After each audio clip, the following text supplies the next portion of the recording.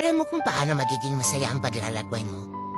Dapat kontento ka at marunong kang magpasalamat sa lahat ng ibibigay sa iyo sa paglalakbay. Mapapagsubok man yan o kaligayahan, magpasalamat ka.